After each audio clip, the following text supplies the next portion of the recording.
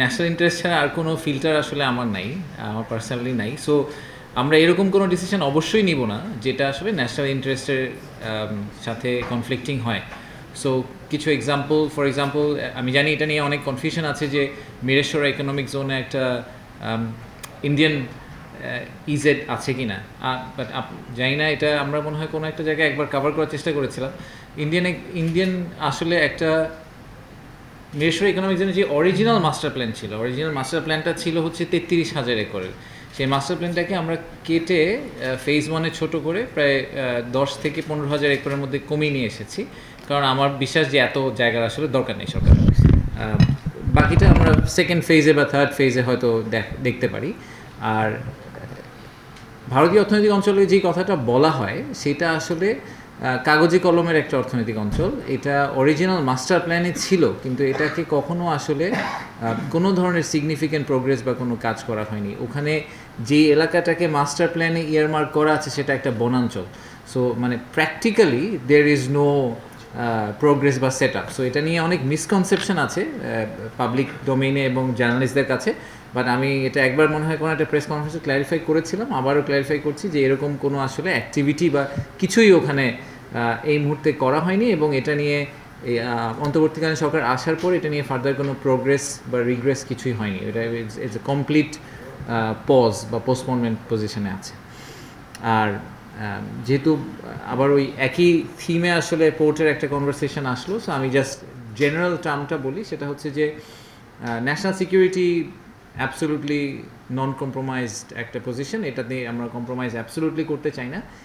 তারপরে আমার কাছে মাঝে মাঝে মনে হয় যে যেহেতু মানে কনফিডেন্সিয়ালিটির কারণে আমরা অনেক ক্লজ আপনাদের সাথে পাবলিক ডোমেইনে শেয়ার করতে পারি না, কারণ আমরা যেহেতু বায়োল্যাট্রাল কিছু নেগোসিয়েশনে আছি বিভিন্ন সরকারের সাথে।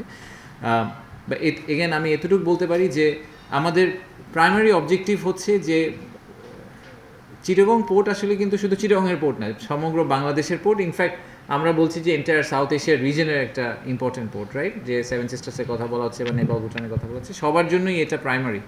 তো তাই যদি হয়ে থাকে চিটাগং পোর্টের বা চিটাগংয়ে যেই কয়টা পোর্ট হবে সবগুলা পোর্টকে ওয়ার্ল্ড ক্লাস কোয়ালিটি এবং মোস্ট এফিশিয়েন্ট পোর্ট হিসাবে অপারেট করতে হবে, ওয়াইল এনশিওরিং যে আমাদের কোনো জব লস না হয়, এবং ওয়াইল এনশিওরিং যে আমাদের ন্যাশনাল ইন্টারেস্ট কমপ্লিটলি সার্ভ হয় এবং আমাদের ন্যাশনাল সিকিউরিটিতে কোনো ইম্প্যাক্ট না হয়।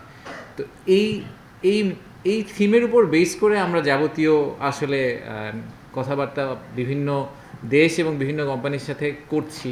আমি পার্সোনালি খুব ক্লোজলি এটা মনিটর করছি, কারণ আমার জন্য এই মনিটরিংটার আমি আসলে স্পেসিফিক্যালি পোর্টের নেগোসিয়েশন নিয়ে ইন্টারেস্টেড না, কারণ এটা শিপিং মিনিস্ট্রির দায়িত্ব বা চিটাগং পোর্ট অথরিটির দায়িত্ব। আমি যেই কারণে এটা নিয়ে ইন্টারেস্টেড সেটা হচ্ছে যে ওই পোর্টে কিছু প্র্যাকটিক্যাল বিনিয়োগ আসার কথা, এবং তার চেয়ে যেটা ব্যাপারে আমি বেশি ইন্টারেস্টেড সেটা হচ্ছে যে পোর্টটা যদি ঠিকভাবে না হয় তাহলে সমগ্র বাংলাদেশের কোথাও ম্যানুফ্যাকচারিং বিনিয়োগ করা সম্ভব না।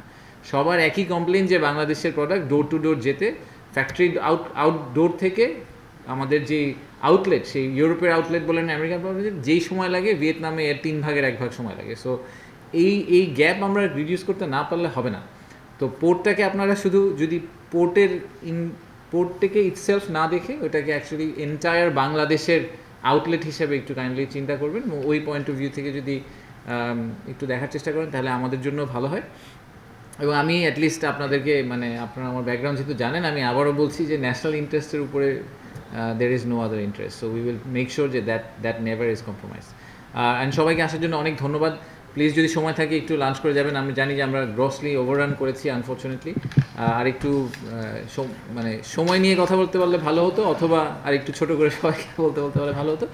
বাট আমরা আবারও এগুলো একটু রিপিটেটিভলি করার চেষ্টা করবো। আমরা একটা কোয়ার্টারলি বেসিসে বা কোনো একটা ফ্রিকোয়েন্সিতে আপনাদের সাথে বারবার বসার চেষ্টা করবো, সো দ্যাট আমরা এই রিপোর্ট কার্ডটা আপনাদেরকে দিতে পারি এবং আপনাদের ফিডব্যাকগুলো আমরা নিতে পারি।